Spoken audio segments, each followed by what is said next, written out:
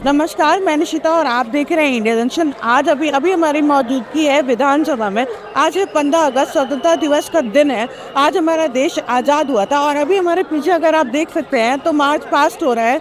आप देखिए, अभी से यहाँ पे मार्च पास्ट चल रहा है।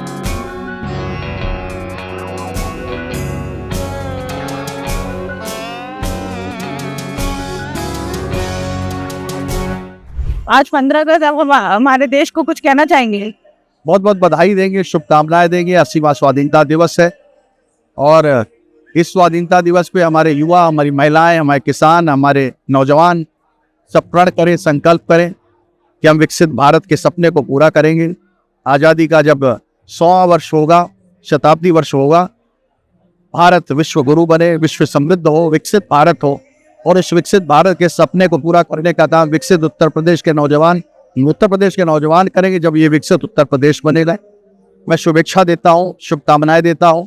सर, 2027 विधानसभा चुनाव के 2027 में भारतीय जनता पार्टी प्रचंड बहुमत के साथ आएगी, 2017 का रिकॉर्ड ध्वस्त करेगी और योगी जी की पुनः वापसी प्रचंड बहुमत के साथ हो। अब इस समय अखिलेश जी और राहुल जी लगातार बीजेपी पे वार कर रहे हैं, उस पर आप कुछ कहना चाहेंगे? वो देश के नौजवानों को भ्रमित कर रहे हैं। वे उस टुकड़े टुकड़े गैंग का समर्थन करते हैं जो भारत को खंड खंड करना चाहते हैं, भारत की अखंडता पे प्रहार करते हैं। ऐसे लोगों को हमारे देश की जनता, नौजवान, महिलाएं सब बाहर कर देंगे। ये थे हमारे साथ डॉक्टर नीरज बोरा जी। आगे भी हम और लोगों से बात करेंगे, देखते हैं आगे के लिए। इस समय में हमारे साथ मौजूद है पवन सिंह MLC जी। सर, आज 15 अगस्त, आप कुछ कहना चाहेंगे देशवासियों को?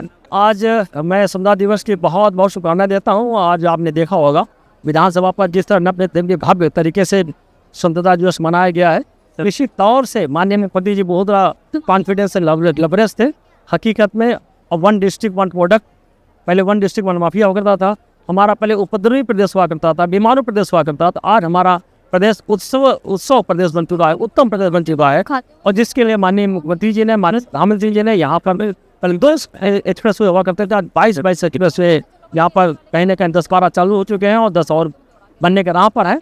तो इस तरह का प्रदेश होगा जहाँ पर महिलाओं को, व्यापारियों को, बच्चियों को, किसानों को सुरक्षित संरक्षित, उद्योगपतियों को सुरक्षित संरक्षित भाव मिला हुआ है। इतना बढ़िया लाइन ऑर्डर यहाँ नहीं, इसी 500 लाख करोड़ यहाँ पर हमारे इन्वेस्टमेंट हो रहा है, जिससे 500 लाख बच्चों के निश्चित तौर से रोजगार मिलेगा। हमारा प्रदेश विकास के पथ पर चल निकला है। निश्चित तौर से माननीय हमारे मुख्यमंत्री जी, माननीय प्रधानमंत्री जी को मैं धन्यवाद देता हूँ। उन्होंने इतनी बड़ी मात्रा में, इतनी बड़ी संख्या में आज प्रदेश में उद्यम लगा रहे हैं और साथ साथ में विकास की बहुत सारी परियोजनाएं एक साथ हमारे प्रदेश में आई हैं। मैं सभी को धन्यवाद पुनः साधुवाद देता है। इस समय आपकी बार मानसून सत्र में बहुत सारी चीजें हुई, उसको लेके आप कुछ कहना चाहेंगे? सिर्फ हंगामे हुए या कोई बिल पास? मैं 2 चीज़ें बताना चाहूँगा। बड़ा अनकम्फर्ट लगता है कि जहाँ पर जनता की आवाज़ को, जनता के समस्याओं को सुनने का जो सदन होता है और जो बड़ी बड़ी समस्याओं को करके विकास के पथ पर कैसे बढ़ाया जाए, वहाँ पर इसलिए सदन होता है। वहाँ पर हंगामा काट करके विपक्षी से अपने हंगामा काट करके सदन को स्थगित करा के सदन को बंद कराने की कोशिश करते हैं। वो हमेशा चर्चा से बचता है, मुद्दे कोई है नहीं। बगैर चर्चा के कहीं ना कहीं इस तरह की जो शगुफा छोड़ करके और नैरेटिव फैला करके तो इस तरह की बातें करते हैं। अब उन्होंने एक बताया कि चंदा चोरी बात करते हैं। कल्पना के चंदा चोरी कैसे हो सकता है? भाई कोई प्राइवेट संस्था दे रखा है तो मानिए किसी भारतीय जनता पार्टी या किसी व्यक्ति से मतलब है नहीं, सरकार से मतलब है।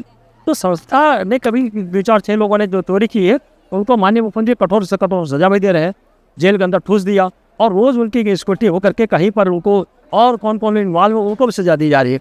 मुझको लगता है इस तरह के प्रदेश के जो मुख्यमंत्री, हम लोग भाग्यशाली, मेरे पास अपने टोपी मिला, हम लोग भाग्यशाली, मेरे पास प्रधानमंत्री मिला है।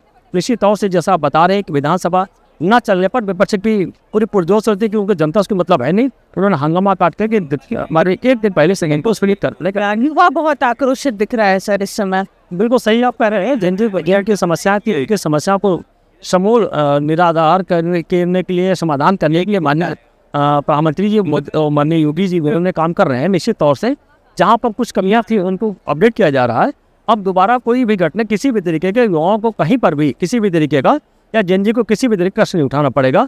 अब बहुत सारी चीज़ें फिल्टर लगा करके जो लोग यही पर सरकार में रहकर सेंध लगाते थे या विश्वासघात करते थे, उन सभी गद्दारों को पहचान लिया गया, चिन्हित कर लिया गया। वो सबको जेल सलाखों के पीछे है, वो कठोर से कठोर सजा मिलेगी, दोबारा ऐसी घटना नहीं होगी। अब आपको क्या लग रहा है कि युवा का आक्रोश का फायदा क्या विपक्ष उठा रही है? निश्चित तौर से विपक्ष तो है ही नहीं। विपक्ष तो अपने आप को कहीं ना कहीं जो हमारी विदेशी ताकतें हैं उनसे द्वारा फंडिंग किए हुए पैसों से चल रही।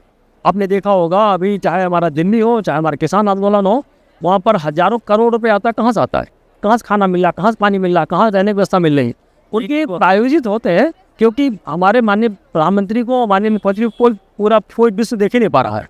इतनी बड़ी प्रोग्रेस हो रही, क्योंकि सबसे ज़्यादा युवा प्रदेश और पूरा युवा देश हमारा है, जिसकी वजह से आज पूरा विश्व कहीं ना डरा हुआ है कि हम लोग जो डेवलप कर रहे हैं, हम लोग विश्व गुरु बनने के राह पर हैं, वो हमको अचीव कर रहे हैं, हमको कहीं ना कहीं परेशान कर रहे हैं कि हम लोग कहीं ना कहीं विभाजन वो होती है। पहले विभाजन हुआ था, फिर विभाजन की विवेचना को और जोर दे रहे हैं। ऐसे विदेशी ताकतों को निश्चित तौर से नेतृत्व जवाब मिलेगा, और हमारी जनता, हमारे जेन जी उनके लिए बिल्कुल तैयार है जवाब देने के लिए। देख लेना जो भी हमारा इलेक्शन आएगा 2027 में, भारतीय जनता पार्टी प्रचंड बहुमत के साथ में सरकार बनाएगी, शानदार तरीके से, फिर उसी विश्वास पर चलेगी। आज 15 अगस्त आप यहाँ विधानसभा में कार्यक्रम देखने आए थे? मैं कार्यक्रम देखने रायबरेली से, डॉक्टर भावी विधायक ऊषा उदयन पांडे, यहाँ रायबरेली से लखनऊ आया हूँ। योगी जी की सरकार, डबल इंजन की सरकार में देखा गया है कि हर सांस्कृतिक और विरासत, या कि आत्मनिर्भर भारत, आत्मनिर्भर उत्तर प्रदेश, माननीय प्रधानमंत्री जी श्री नरेंद्र मोदी जी के विजन के अनुसार हमारा देश काफ़ी विकास की और विकास की ऊंचाइयों में खड़ा हो रहा है।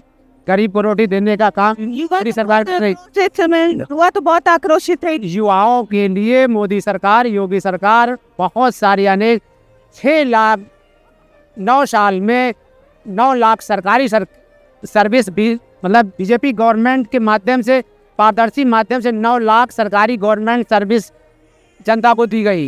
लोग तो कह रहे हैं हमें नौकरी ही नहीं मिली, परीक्षा लीक हो रही। आप परीक्षा के बारे में शासन या कि डायरेक्टर या कि मिनिस्टर को सस्पेंड किया गया है। शिक्षा मंत्री धर्मेंद्र प्रधान जी को सस्पेंड किया गया, उन्होंने इस्तीफा दिया है। इस्तीफा क्या, उसकी जो जांच कमेटी कमिश्नरेट स्तर पे करेगी, वही उच्च स्तरीय जांच कमिश्नरेट से डिमांड की गई है। वो जो निर्णय लेगा वही उचित होगा। कि उन्होंने इस्तीफा तो दे ही दिया ना। इस्तीफा तो दे दिया, लेकिन गवर्नमेंट ने जो विपक्ष अराजकता का माहौल पैदा कर रहा, कांग्रेस और समाजवादी के मुखिया ये सड़क से लेके संसद तक अराजकता का माहौल पैदा कर रहे हैं। विपक्ष के पास कोई मुद्दा नहीं है। मोदी सरकार, योगी सरकार विकास, विरासत, राष्ट्रवाद के मुद्दे पे चुनाव लड़ रही है। मोदी सरकार एक विकास की सरकार है, एक जनता की सरकार है, जिसमें अंतिम पायदान पे खड़े लोगों को रोटी मिल रही है। कितने लाख शौचालय, कितने हजार medical college, 1 district 1 mafia Sapa सरकार की कहानी थी, लेकिन योगी सरकार ने 1 डिस्ट्रिक्ट 1 मेडिकल कॉलेज का ड्रीम 90% पूरा हो रहा है। दंगे की शान और आज़ादी के जज्बे के साथ आज का ये कार्यक्रम विधानसभा लखनऊ में समाप्त हो चुका है। हमारी टीम यहाँ सुबह से मौजूद थी, हम आपको सारी अपडेट देते रहेंगे। तब तक के लिए बने रहें हमारे साथ। मैं निशिता, कैमरामैन उत्कर्ष के साथ, और आप देख रहे हैं इंडिया दिन।